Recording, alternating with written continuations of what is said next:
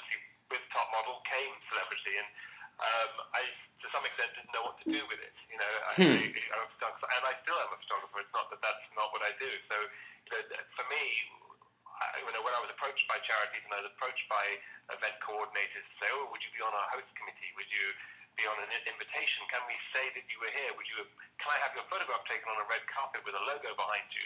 You know, as great as that is, and of course, people see these things and they associate you and they think, oh, well, that's good.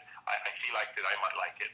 But I thought, look, as a professional in my own industry, what can I do to make a difference? And as a filmmaker and as a photographer and someone who uses imagery to tell stories, you know, I thought that's a very powerful tool for charity and for the charity to use the photographs to tell their story. Because words are one thing, but a picture, you know, says a million words, and also you allow the viewer to look at a photograph and actually judge for themselves whether they like it or not, whether they see the problem, whether they can understand, or whether they can empathize, or, you know, feel compassion for the scenario, the situation, or see beauty or not. And you know, when you allow the viewer to make that decision for themselves, that's a very powerful instrument. So as a sort of filmmaker, when I can get involved in charities that make sense, that can use imagery, for example, smiley faces, for example, the Make-A-Wish Foundation, the Adeo Foundation in Haiti, the Humane Society of the United States, you know, do something. These are all organizations that I'm very involved with and have been for some time. Either shooting for the people who work for them or shooting for the actual organization or ad campaigns.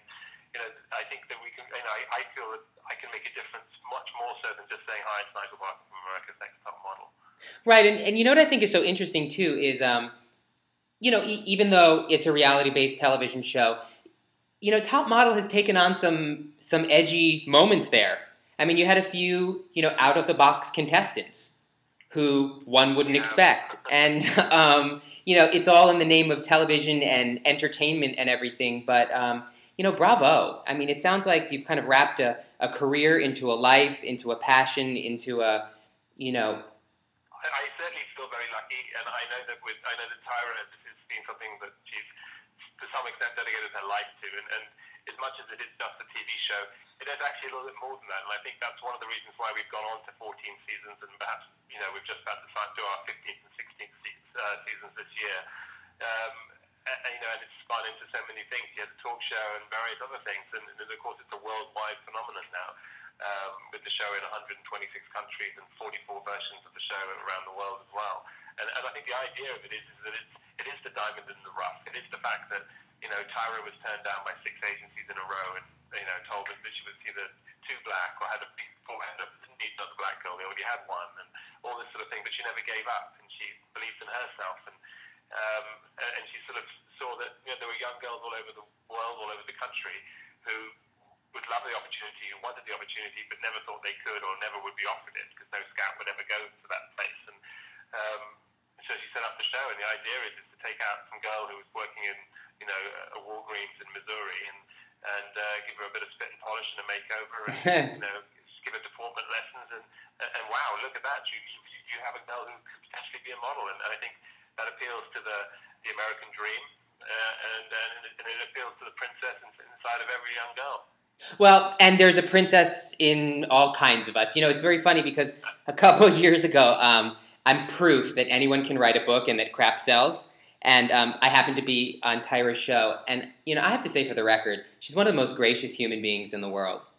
Yes, she really is. She really takes some fiery darts, but I am here to say she is just an unbelievable spirit and a powerhouse. You know, she doesn't apologize for being who she is, a woman with curves. She's gorgeous. She's intelligent. And she understands what she's doing. Yeah, so she's very in control and very powerful. I think that's what's intimidating for a lot of people too.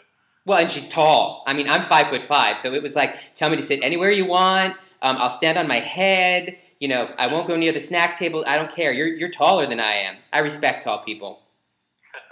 It gets dangerous if I don't. But I really want to thank you. I'm going to have the opportunity to talk to Adam too, and I had wished that I could have been there for the shoot, but I will certainly be there in spirit. And you know, you're testament to the fact that, at least in my opinion, we all have a responsibility to do something. You know, it's no one's business what it is we're doing to change the world, but if we don't do anything, then we're just Exactly. yeah, we're just taking up That's space. That's my mantra. Don't talk about it, do it. Absolutely. People react when you do something. They don't react if you just talk about it. Well, thank you, and it's going to be a nice, warm, fuzzy kind of piece because you're a nice, warm, fuzzy kind of guy. Thank you very much. Have a great day. It's been an absolute pleasure. Thanks so much. Take care. Bye-bye.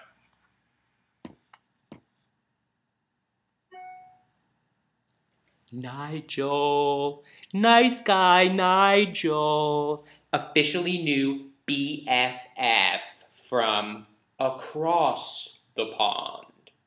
I thought that was pretty cool. He's got a lot going on. So anyhow, bound chicka down, down. Adios.